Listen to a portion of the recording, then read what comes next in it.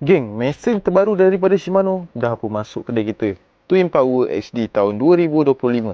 Tapi sayang, ada satu saiz saja, kita ada saiz 3000 sahaja. Dan kita ada dua model, iaitu XG dan juga HG.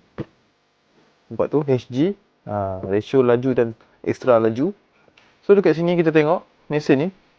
So features yang dia ada guys, yang tak tahu, dia ada Infinity Loop, Infinity Drive dan juga Infinity Exhaust.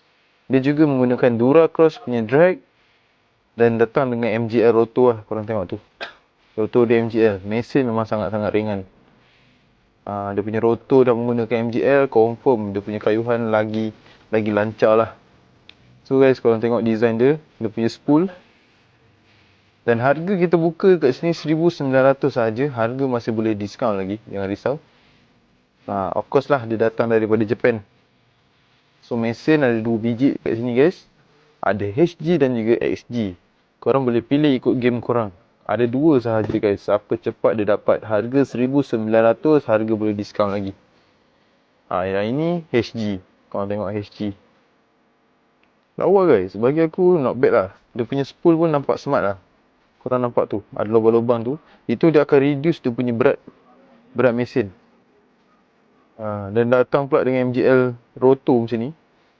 Dan tak lupa dia datang dengan X-Ship, iaitu dia tidak masuk air masin lah kat dalam celah-celah komponen dia.